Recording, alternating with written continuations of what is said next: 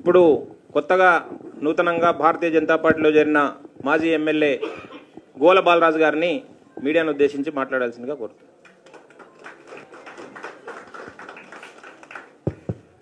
भारत माता की भारत माता की जय तेलंगाना नरेंद्र मोदी गारी नायकत्वम अमित शाह गारी नायकत्वम नड्डा गारी नायकत्वम अन्ना रामचंद्रराव गारी नायकत्वम తెలంగాణలో గత దశాబ్దాలుగా కొన్ని దశాబ్దాలుగా ఇక్కడ జరుగుతున్నటువంటి అది బీఆర్ఎస్ఏ ఉండొచ్చు కాంగ్రెసే ఉండొచ్చు ప్రజలను మోసం చేస్తూ వంచిస్తూ దగాకోరు వ్యవహారాలను ముందుకు తీసుకుపోతా ఉంటే చాలా అద్భుతంగా పోరాటం చేస్తూ ఈ వేదికపై ఉన్నటువంటి ప్రతి కాషాయ సైనికుడు బీజేపీ నాయకుడు కార్యకర్త చేస్తున్నటువంటి పోరాటాన్ని నేను మనస్ఫూర్తిగా అభినందిస్తూ మరి ముఖ్యంగా ఉమ్మడి మహబూబ్ నగర్ జిల్లా నుంచి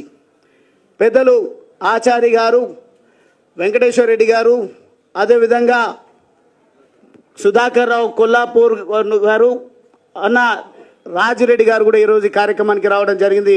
వారికి కూడా నేను ప్రత్యేకమైన ధన్యవాదాలు తెలియజేస్తూ శాసనసభ్యులు డాక్టర్ హరీష్ గారు అదేవిధంగా దిలీపాచారి గారు మరి ముఖ్యంగా మా అధ్యక్షులు నరేందర్ రావు గారు లోక్నాథ్ రెడ్డి గారు సుధాకర్ రెడ్డి గారు సీనియర్ నాయకులు మంగ్యా నాయక్ గారు బాలాజీ గారు కనిపిస్తలేరు జక్కా రఘునందన్ రెడ్డి గారు అదేవిధంగా అన్న ఎన్వి సుభాష్ గారు జక్కా రఘునందన్ రెడ్డి గారు శ్రీధర్ గారు నాకు కొంత అనుమానాలు రేకెత్తించిన మొదటగా నేను పార్టీలోకి రాకముందు నేను కొంత పరిశోధన చేస్తూ ఉంటే బీజేపీ ఒక రకమైనటువంటి సామాజిక వర్గాన్ని ఎంకరేజ్ చేస్తుందని కానీ నేను చూసిన తర్వాత గౌరవ పెద్దలు శ్రీధర్ గారు మాజీ శాసనసభ్యులు వారే కాదు కరుడు గట్టిన దేశభక్తి కలిగినటువంటి ఎంతో మంది ఎస్సీ ఎస్టీ బీసీ మరి ముఖ్యంగా మైనారిటీ సోదర సోదరిమణులు కూడా ఈరోజు బీజేపీ వైపు చూస్తుండడానికి ఏకైక కారణం నరేంద్ర మోడీ గారి నాయకత్వం. భారతదేశ రక్షణ కోసం భారతదేశ అభ్యున్నతి కోసం భారతదేశంలో అంత్యోదయ అందాలని భారతదేశంలో ప్రతి పేదవాడికి సంక్షేమము ప్రభుత్వ ఫలాలు గౌరవము దక్కాలని వారు చేస్తున్నటువంటి ప్రయత్నానికి కాను ఎంతోమంది ఈరోజు మోడీ గారు మనకు ప్రధానిగా ఉన్నారు కాబట్టి వారి విషయమే మాట్లాడుతూ ఉన్నాం. కానీ ఈ దేశ రక్షణ కోసం జాతీయ భావం కలిగినటువంటి ఎంతోమంది మహనీయులు దేశాన్ని అమ్ముడు పెట్టడానికి తాకట్టు పెట్టడానికి అదేవిధంగా గరీబీ పేరిట గరీబీ హటావో అనే స్లోగన్ను తీసుకొచ్చినటువంటి కాంగ్రెస్ పార్టీ దేశాన్ని అమ్ముడు పెట్టడానికి ఇంపోర్ట్ లీడర్షిప్ ఏదో బయట దేశం నుండి వచ్చినటువంటి లీడర్లను మన జాతి మీద మన దేశం మీద వారు రుద్దేటువంటి ప్రయత్నం చేస్తే ఎట్లయితే తెలంగాణ రాష్ట్ర సాధన కోసం మనకు తెలిసినటువంటి ఉద్యమం ప్రత్యక్షంగా తెలంగాణ రాష్ట్ర సాధన ఉద్యమం తెలంగాణ రాష్ట్ర సాధన ఉద్యమంలో తెగించి పోరాడి అద్భుతంగా తెలంగాణ రాష్ట్రాన్ని సాధించుకోవడం జరిగిందో దేశ రక్షణ కోసం దేశానికి స్వాతంత్రం తీసుకురావడం కోసం మహనీయులు ప్రధాని పదవులు కూడా అవసరం లేదు ఒక ఆర్కిటెక్ట్గా ఉంటాం భారతదేశాన్ని కాపాడుకుంటామని పేర్లు సందర్భం ఈరోజు వచ్చినప్పుడు మాట్లాడుతా సమయం అన్న తక్కువ ఇచ్చిండ్రు ఎందుకంటే వారి షెడ్యూల్ కూడా బిజీగా ఉంది. కానీ ఒక్క మాట చెప్తా ఉన్నా ఈరోజు గువ్వల బాలరాజ్ ఒక అవకాశవాది అని మాట్లాడుతూ ఉన్నారు. మొన్నటి సంఘటన మీతో పంచుకుంటాన్న దయచేసి కొంత 5-10 నిమిషాలు నాకు సమయం ఇవ్వండి.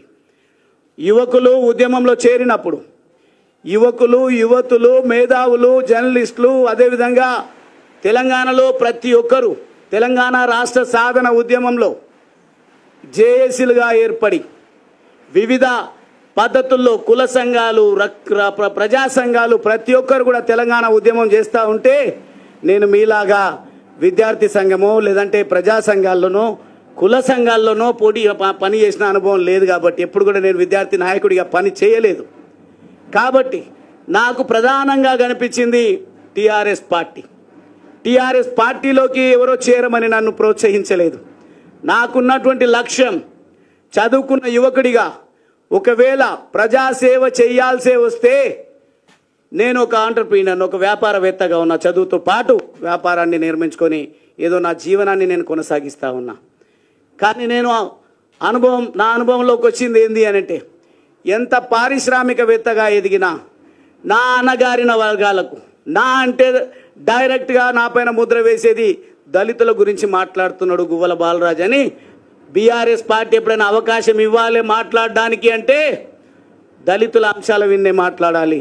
లేదంటే ఎవరైనా వాళ్ళు చేసిన తప్పిదాలను ఖండించేటువంటి మాట మాట్లాడితే దళితునితోనూ మాట్లాడితే సెన్సిటివ్ అవుతుంది, బాగా మాట్లాడగలుగుతాడు అని ఆ అంశాల కోసమే వాడుకున్నారు. కానీ నా అంటే నేను ఇచ్చేటువంటి డెఫినేషన్, నిర్వచనం, పేదలు ఎవరున్నా పేదరికం నుంచి వచ్చినటువంటి వాడిగా, ఒక వలస కూలి బిడ్డగా నేను పేదల సంక్షేమం కోసం, పేదల అభివృద్ధి జరగాలంటే ఒక ఆంటర్ప్రినర్గా, ఒక వ్యాపారవేత్తగా పెద్దగా నేను వరగబెట్టేది ఏముండదు. కానీ political power is master key అని నమ్మి నేను ఆలోచిస్తున్నట్టు తరుణంలో టీఆర్ఎస్ పార్టీ ఉన్నది, అదేవిధంగా తెలుగుదేశం పార్టీ ఉన్నది, కాంగ్రెస్ పార్టీ ఉన్నది. కాంగ్రెస్ పార్టీ అధికారంలో ఉన్నది, తెలుగుదేశం పార్టీ పటిష్టంగా ఉన్నది, రకరకాల మాటలు చెప్తూ. కానీ నాకు కనిపించింది టీఆర్ఎస్ పార్టీ సిద్ధాంతకర్త మహనీయులు ప్రొఫెసర్ జయశంకర్ గారి ఆశయ సాధన, ఈ అంశాలన్నింటినీ కూడా పరిగణలోకి తీసుకున్నప్పుడు వారే టీఆర్ఎస్కు సిద్ధాంతకర్త కాబట్టి, ఆయన ఒక త్యాగధనుడు కాబట్టి ఆ పార్టీలో మనం చేరిపోదామని సొంతంగా నిర్ణయం తీసుకున్న తప్ప కొంతమంది మాట్లాడుతున్నారు గువ్వల బాలరాజ్కు అవకాశం ఇచ్చినామని. గువ్వల బాలరాజ్ అవకాశాలు వెతుక్కొని ప్రజాసేవ కోసం వచ్చిండు. గువ్వల బాలరాజ్ ఎదగడానికి కాదు అనేది ఈరోజు మీ ముందు కూడా స్పష్టం చేస్తా ఉన్నా. ఈరోజు కూడా భారతీయ జనతా పార్టీలో వీరు చేస్తున్నటువంటి ప్రయత్నాలే తప్ప కరుడు గట్టిన బీఆర్ఎస్ కార్యకర్త మేము ఎట్లా అడుగుతామో అని సంకోచంలో అప్పుడప్పుడు ఎక్కడన్నా అన్న వాళ్ళు కలిసినా చేరండి అని కొంత నవ్వుతూ మాట్లాడిండు తప్ప సీరియస్గా ప్రయత్నం చేయలేదు. మా లోపల మాత్రం వ్యతిరేకత ఉడుకుతా ఉంది. అక్కడ ప్రత్యక్షంగా ఉండి చూస్తూ ఉన్నాం బీఆర్ఎస్ పార్టీలో. కానీ చివరికి నేనే అన్ని పార్టీలను స్టడీ చేసినాక నిర్ణయం తీసుకుందామని ఒకానొక సందర్భంలో రామచంద్రరావు అన్న నేను న్యాయవాదిగా కూడా ఒక 2-3 సంవత్సరాలు వృత్తిలో కొనసాగిన. ఆ సందర్భంలో పరిచయం, జేఏసీలో పరిచయం, అదేవిధంగా పార్టీ ప్రతినిధులుగా టీవీ డిబేట్లలో పరిచయం. అన్న ఒక అడ్వకేట్ ప్రొఫెషన్లో ఉంటూ కూడా ప్రత్యక్ష రాజకీయాల్లో ఉన్నారనే ఒక ఇన్స్పిరేషన్తోన వారు ఎక్కడ కనిపించినా వారితో నేను సలహాలు తీసుకోవడము, చర్చించుకోవడం అనేది జరుగుతూ ఉండే. కానీ వారు ప్రయత్నాలు మొదలు పెడుతున్నారు. ఎక్కడికక్కడ ఎవరు పడితే వాళ్ళని తీసుకోవాల్సిన అవసరం లేదు. పటిష్టమైనటువంటి క్షేత్రస్థాయి లీడర్షిప్ బీజేపీ పార్టీలో ఉంది. ఎవరైతే దేశం కోసం, జాతి కోసం, పేద అణగారిన వర్గాల కోసం, దేశ రక్షణ కోసం మాట్లాడతారో వాళ్లకు ఆ సోయి ఉంటుందో అటువంటి వాళ్ళనే తీసుకుందామనే ఒక ప్రణాళిక పెద్దలు రామచంద్రరావు గారి నేతృత్వంలో పార్టీ మొత్తం కూడా చేస్తున్న విషయం నాకు తెలిసి నేను నిర్ణయం తీసుకోవడం జరిగింది. నిర్ణయం తీసుకున్న తర్వాత దయచేసి ఇప్పటికి కూడా నన్ను ఈ స్థాయికి తీసుకొచ్చిన, నాకు రాజకీయంగా జన్మనిచ్చినటువంటి నా అచ్చంపేట సోదర సోదరిమణులకు, యువకులకు, మేధావులకు, జర్నలిస్టులకు, అదేవిధంగా మహిళలకు, కుల సంఘాలకు, ప్రజా సంఘాలకు ప్రతి ఒక్కరి కూడా నేను చేతులు జోడించి నేను మీకు చెప్పకుండా రాజీనామా చేసినందుకు మన్నించాలని నేను కోరుతా ఉన్నా. కారణం ఏంది అంటే చాలా ఫోకస్డ్గా ఉంటుంది బీఆర్ఎస్ పార్టీ ఎప్పుడు కూడా ఎన్నికల పాయింట్ ఆఫ్ వ్యూలో, ఎన్నికల కోసం, పార్టీ పరిరక్షణ కోసం, వారి వ్యక్తిగత పరిరక్షణ కోసం సిద్ధంగా ఉంటుంది. ఒకవేళ గనక నేను నా ఆత్మీయులతోన ఒక్కరితో చర్చించినా నాకు తెలుసు ప్లాన్ బి సిద్ధంగా ఉంటుంది బీఆర్ఎస్ పార్టీలో.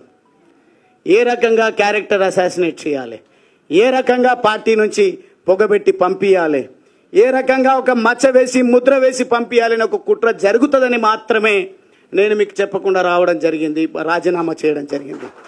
చేరే సందర్భంలో కూడా నిర్ణయం తీసుకున్న తర్వాతనే నా కాంగ్రెస్ వాళ్ళు కూడా అడిగిండ్రు, బీజేపీ పార్టీ వాళ్ళు కూడా నా మూమెంట్ చూసిన తర్వాత తమ్ముడు అన్న రండి అని చెప్పేసి అడగడం జరిగింది. అప్పుడే నేను నిర్ణయం నా అంతటా నేను వ్యక్తిగతంగా తీసుకున్నటువంటి భావన నా నియోజకవర్గ ప్రజల్లో, నా ఉమ్మడి మహబూబ్ నగర్ జిల్లా ప్రజల్లో, అదేవిధంగా రాష్ట్ర వ్యాపితంగా నేను ఈ స్థాయికి రావడానికి ఒక్కొక్క దశలో ఒక్కొక్కరు సహకరించినటువంటి వాళ్ళు, సూచించినటువంటి వాళ్ళు, నడిపించినటువంటి వాళ్ళు అఫెండ్ అయ్యినరు, బాధపడుతున్నారు. ఇక చేరికనైనా అందరితో చర్చించి తీసుకోవాలనే ఆలోచనతోన రిజిగ్నేషన్ అయిపోయిన తర్వాత నేను అందరితో మాట్లాడడం జరిగింది. నాకు 2 పార్టీలలో కూడా అవకాశం ఉంది, కానీ నేను ఒక కన్ఫ్యూజన్ స్టేట్లో ఉన్నా. కారణం ఏంది అని అంటే, నాకేమో పదవి కొత్త కాదు, వాస్తవంగా చిన్న వయసులో ఆ భగవంతుడి దయ, మా తల్లిదండ్రుల ఆశీర్వాదం, నా ప్రజల దీవెనల వల్ల, అదేవిధంగా నా హార్డ్ వర్క్ వల్ల నేను 2 సార్లు శాసనసభ్యుడైనా. మళ్ళీ శాసనసభ్యుడు కావాలనో, పార్లమెంట్ సభ్యుడు కావాలనో, నామినేటెడ్ పదవులు కావాలనో అనేది నాకు కాంక్ష లేదు. ఈరోజు 10 రూపాయల సభ్యత్వం అన్న ఏదైతే ఇచ్చిండో, 100 రూపాయలు అంటున్నారు, 100 రూపాయల సభ్యత్వం కూడా అవసరం లేదు. నేను ఈ కుటుంబంలో నా జర్నీని ఒక సామాన్య కార్యకర్తలాగా మొదలు పెడతా. మీరిచ్చేటువంటి ఆలోచన, సలహాలు, సూచనలు తీసుకొని మీరు ఏదైతే దేశ రక్షణ కోసం, తెలంగాణ రాష్ట్రాన్ని కాపాడడం కోసం, అవినీతి రహితమైనటువంటి పాలనను ప్రజలకు అందించాలనే ఒక ఆలోచనతోన మీరు ఏదైతే ప్రయత్నం చేస్తూ ఉన్నారో ఆ ప్రయత్నాన్ని ముందుకు తీసుకుపోయే విధంగా ఒక నిఖార్సైనటువంటి కార్యకర్తగా మీకు అందరికీ కూడా తెలుసు.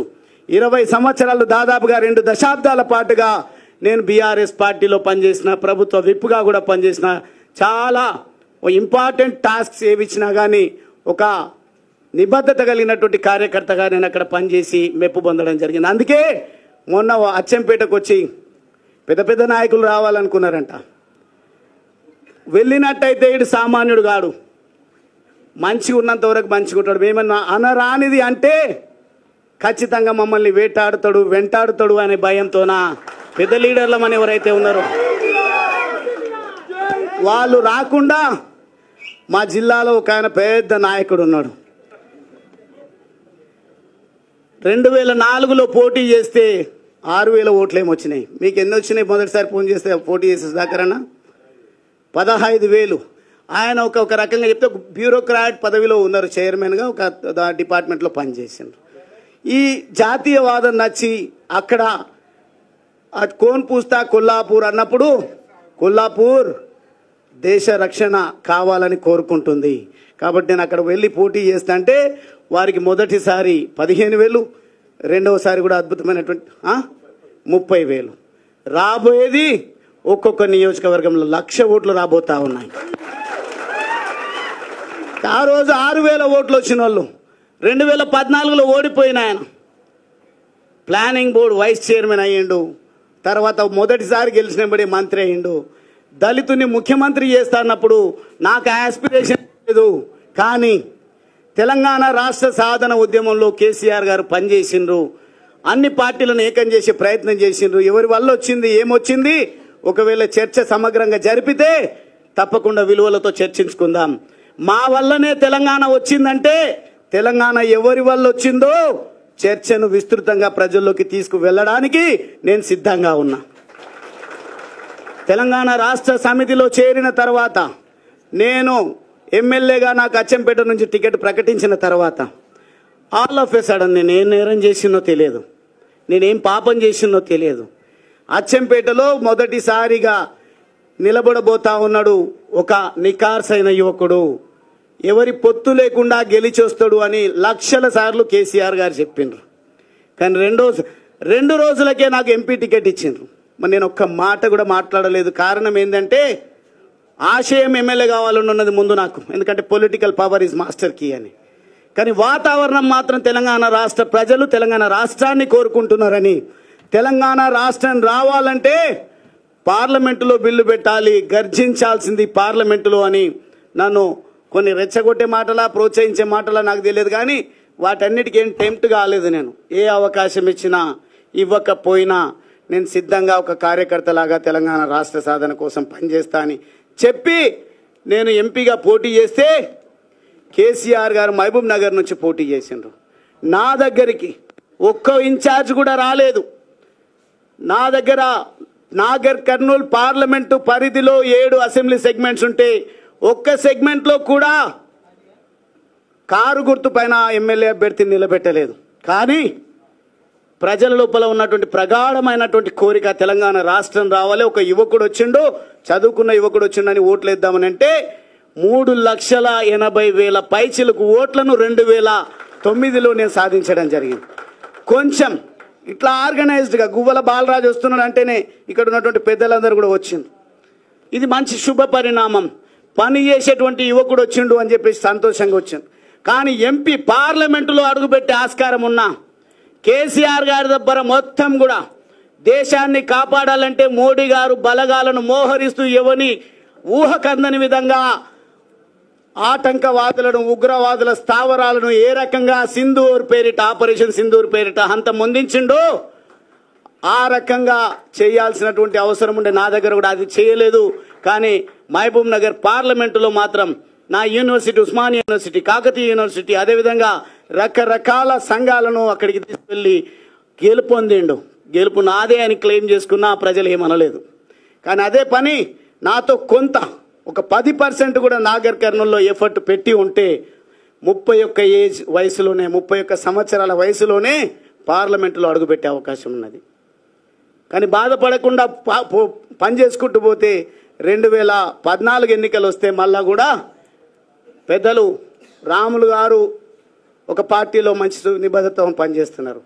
పోటీ వీళ్ళకే పెట్టాలి. గువ్వల బాలరాజు టికెట్ ఇవ్వమని పాపం వారిని మోసం చేసి పార్టీలోకి తీసుకొచ్చిండ్రు. ఎంపీ చేసినామని మాట్లాడవచ్చు వారి గురించి కూడా.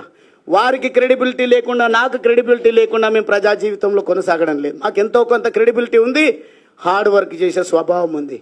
కాబట్టి మేము గెలిచి 2014-18లో గెలిచినాం. కానీ 2023లో ఓడిపోయిన వెంటనే గువ్వల బాలరాజుకి అహంకారం ఎక్కువ, గువ్వల బాలరాజుకు కోపం ఎక్కువ, అందుకే ఓడిపోయింది అన్నారు. అలా సార్ మీరు ఎట్లా ఓడిపోయినరు? 30 మందిని మార్చింటే చాలు మళ్ళీ అధికారం మాదే వచ్చేది. కానీ వీళ్ళకి అవకాశం ఇచ్చినామన్నారు. అంత త్యాగం ఎందుకు నాయన? మళ్ళీ మీ ఓటమికి కారణాలేంది? అవకాశం ఇచ్చిన భిక్ష అని మాట్లాడుతున్నారు. టీఆర్ఎస్ ఎల్పీలో చర్చించేటప్పుడు ఒక విషయం ప్రస్తావనకు వచ్చింది. దళితుని సీఎం చేస్తాన్నాడు, దీని గురించి ఏందని చెవులు కొరుక్కుంటుంటే నేను లేచి ఒకటే మాట మాట్లాడినా. మనం చదువుకున్నాము, ప్రజల చేత ఎన్నికైనాము, తెలంగాణ రాష్ట్ర కాంక్ష దృఢంగా ఉన్నది. వచ్చిన తెలంగాణను నవ్వెటోడి ముంగట జారి పడ్డట్టుగా ఉండొద్దు అంటే అపారమైనటువంటి అనుభవం ఉంది. తెలంగాణ రాష్ట్ర సాధన ఉద్యమానికి నాయకత్వం వహించిండ్రు.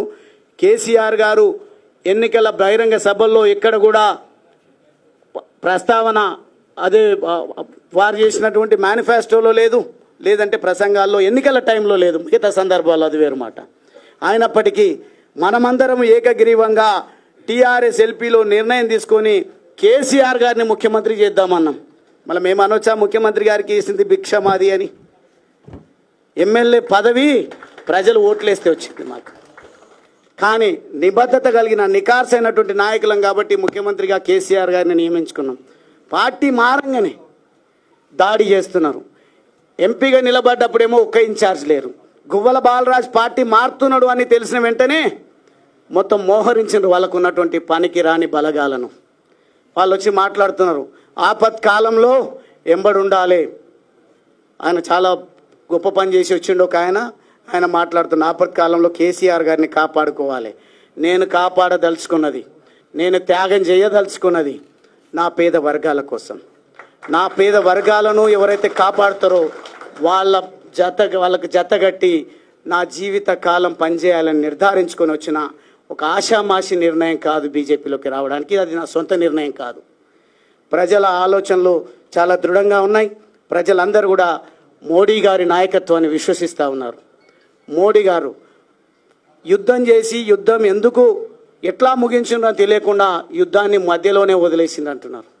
మీకు ఎకానమీ గురించి తెలియదు, దేశ రక్షణ విషయంలో బాధ్యత కలిగిన ప్రభుత్వం ఏ రకంగా వ్యవహరించాలో తెలియదు, ఆ ఆపరేషన్ ఎట్లా ముగించినరో తెలియదు, ఎంత గొప్ప హెచ్చరిక ప్రపంచానికి మోడీ గారు చేసిందో తెలియదు.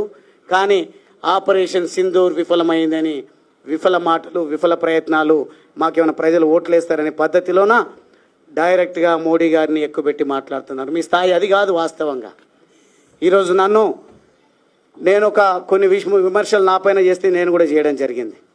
చేసినప్పుడు బచ్చాగాడెవడో మాట్లాడుతున్నాడని, నాకంటే 6 నెలల్లో సంవత్సరమో వయసు పెద్ద కేటీఆర్ గారిది, నన్ను బచ్చాగాడు అంటున్నారు. మీరు మొదటిసారి గెలుపొందింది మీ మొత్తం శక్తిని ఖర్చు పెట్టి గెలిస్తే 300-200 ఓట్లతోనో శాసనసభ్యుడిగా ఎన్నికైనరు. ఒక వలస కూలి బిడ్డనైనా నేను పార్లమెంట్ అభ్యర్థిగా నిలబడితే ఒక్కరు కూడా పని చేయకుండా ప్రజల గుండెల్లో ఉన్నటువంటి తెలంగాణ వాదం, ప్రజల గుండెల్లో ఉన్నటువంటి పేదవాడి పైన ప్రేమ, కులం చూడలేదు, మతం చూడలేదు, నాకు అద్భుతమైన ఓట్లు వేస్తే కొన్ని ఓట్లతో త్రుటిలో ఓటమి పాలు కావడం జరిగింది. ఆ ఓటమితో కుంగిపోలే. కానీ ఈరోజు మీరేం చేస్తున్నారు? ఒక్కసారి ఓడిపోగానే అసహనంతోన ఎవరిని పడితే వాళ్ళని ఇష్టం వచ్చినట్టు మీరు మాట్లాడాల్సింది, మీరు ధర్నాలు చేయాల్సింది, మీ మీటింగ్లు పెట్టాల్సింది. మిమ్మల్ని అనొద్దు ఆ మాట. మళ్ళీ నేను కూడా అదే కేటగిరీకి చెందినటువంటి వాడిని అయితే మిమ్మల్ని పక్కన పెట్టి కారణాలు ఏవైనా ఉండొచ్చు. 10 మంది ఒక విలువలు లేని పార్టీలకు వెళ్తే వాళ్ళ ఇంటి ముంగట ధర్నా చేయలేదు, వారి గురించి ప్రశ్నించలేదు. నాకు ఏ పదవి లేదు. ఇప్పుడు జిల్లా అధ్యక్ష పదవి ఉంది, అది వేరు మాట. నేను ఎన్నికైన ప్రజాప్రతినిధి కాను ఇప్పుడు. కానీ నేను నా నిర్ణయం మేరకు నేను బీజేపీ పార్టీలో చేరుతా అంటే నన్ను రకరకాల ఇబ్బందులు, మీరు సోషల్ మీడియాలో వాళ్ళ గ్రూపులలో వాళ్ళు పెంచి పోషిస్తున్నటువంటి యూట్యూబ్ ఛానళ్లలో ఎట్లా మాట్లాడిస్తున్నారు. నన్నే కాదు, ఈరోజు నా సతీమణి రావాల్సి ఉండే. మాకు దేశభక్తి దైవభక్తి ఎక్కువ, సెంటిమెంట్స్ కూడా ఎక్కువ.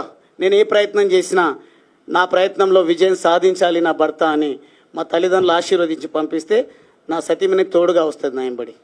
కానీ ఆమె పైన నోటికొచ్చినటువంటి పదజాలంతో ఇష్టారీతిలో మమ్మల్ని కుంగిపోయే విధంగా మీరు ఏదైతే మెసేజెస్ పోస్టులు పెడుతున్నారో దయచేసి ఆపండి.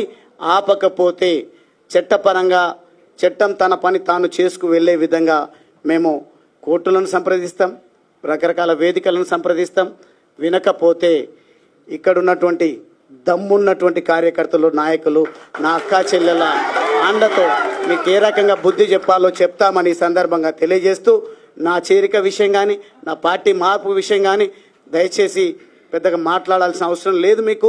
ఎందుకంటే మీకు కావాల్సింది అధికారము, అదేవిధంగా కాంగ్రెస్ కావాల్సింది రెన్యువల్ జరగాలన్నా, మీరు తిరిగి ఎన్నికలకు రావాలన్నా పోటీపడి, భాషల్లో మీరు పోటీపడి, యాసల్లో పోటీపడి ప్రజలను మభ్యపెట్టడం కాదు.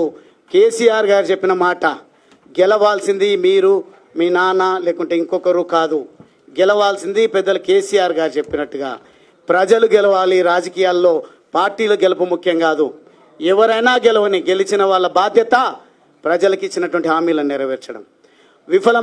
విఫలమంటే 10 సంవత్సరాలు సేవలు అందించినటువంటి పార్టీగా మీ పైన వచ్చినటువంటి విమర్శలను మీరు ఏ రకంగా ఎదుర్కొంటారో ఎదుర్కోండి. కానీ మీ దగ్గర ఏదో ఆశించి పనిచేస్తున్నటువంటి నాయకులను, మీ పైన వస్తున్నటువంటి విమర్శలను ఖండించేదానికి వాడుకోకండి. మీ ఎంబడి ఎవరైతే నడుస్తున్నారో వాళ్ళను, ఈ మీడియాను అన్నింటినీ కూడా ఉపయోగించి చివరి పౌరుడి వరకు ప్రభుత్వ ఫలాలు అందాలన్నా, చేయూతను అందాలన్నా ఏ రకమైన ప్రణాళిక పెట్టుకుంటే బాగుంటుందో చూడండి. కానీ అనవసరంగా పోటీలు పడి ప్రజా ఎజెండాను పక్కన పెట్టి స్వంత ఎజెండా కోసం దేశాన్ని, రాష్ట్రాన్ని, ప్రజలను భ్రష్టు పట్టించొద్దని కోరుకుంటూ ఈరోజు నన్ను ఇంత గొప్ప మనసుతో నన్ను పార్టీలోకి ఆహ్వానించినటువంటి పెద్దలు ప్రెసిడెంట్ అన్న రామచంద్రరావు గారితో పాటుగా ఇక్కడ ఉన్నటువంటి వేదిక పైన ఉన్నటువంటి ప్రతి ఒక్కరికి కూడా నేను 2 చేతులు జోడించి, మరీ ముఖ్యంగా పోరాటం చేయాల్సింది మనము క్షేత్రస్థాయిలో మనం ఉందాం. మనకింత పెద్ద అండ ఉంది. ఖచ్చితంగా అచ్చంపేట నుంచి మొదలు పెడదాం. కొండారెడ్డిపల్లిలో ఒక మాజీ సర్పంచ్ చనిపోయిండు అంటే ఆ అంత్యక్రియలకు నన్ను రాణిస్తలేరు, మనం అందరం వెళ్దామంటే పోనీలే అంటారు. దుందుబి వాగును దోచుకుంటున్నారు అంటే పోనీలే అంటారు. లేదంటే SLBCలో 8 మంది చనిపోయినారు, డెడ్ బాడీస్ 6 నెలలైనా వస్తలేవు, దాని గురించి మనం ఒక కార్యక్రమం చేసుకుందామంటే పోనీలేండి. ఈరోజు కేసీఆర్ గారిని కాపాడుకోవాల్సిన బాధ్యత మనందరిపైన ఉంది. దీన్ని ఖండించండి, మీరు యాక్టివ్గా ఉండండి, డిబేట్లలో పాల్గొనండి, ప్రెస్ మీట్లు పెట్టండి అని మాట్లాడుతున్నారు. అది నాకు సాధ్యం కాదు. 2 సార్లు శాసనసభ్యుడైన నేను చదువుకున్న వ్యక్తిగా నా పోరాటం పేద ప్రజల అభ్యున్నతి కోసం, నా పోరాటం అంత్యోదయ అందరికి అందే విధంగా నేను ముందుకు పోతా. అది బీజేపీ పార్టీలోనే నరేంద్ర మోడీ గారి నాయకత్వంలోనే సాధ్యమవుతుందని ప్రజలు చెప్పినందుకే, నా ఆత్మీయులు చెప్పినందుకే నేను బీజేపీ పార్టీలో చేరడం జరిగింది.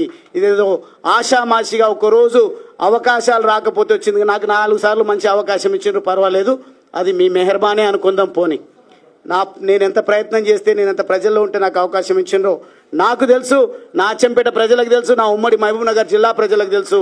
కాబట్టి ఆ విషయాలు ఇంకోసారి చర్చించుకుందాం. కానీ ఈరోజు బీజేపీ నాయకులు, కార్యకర్తలు మనందరిపైన ఉన్నటువంటి కర్తవ్యం మోడీ గారి లక్ష్యాన్ని మనము ముందుకు తీసుకుపోవాలి. మోడీ గారి నాయకత్వాన్ని బలపరుస్తూ మనమందరం కూడా సంఘటిత శక్తిని ప్రదర్శించి రాబోయే ఎన్నికల్లో మనము కాషాయ జెండా, మన బీజేపీ జెండాను ఎగురవేసే విధంగా మన ప్రయాణాన్ని కొనసాగిద్దామని సందర్భంగా తెలియజేస్తూ, నరేంద్ర మోడీ గారి నాయకత్వం వర్ధిల్లాలి, బీజేపీ నాయకుల కార్యకర్తల ఐక్యత. జై తెలంగాణ, జై భారత్ మాతా కీ, జై భారత్ మాతా కీ. నమస్కారం.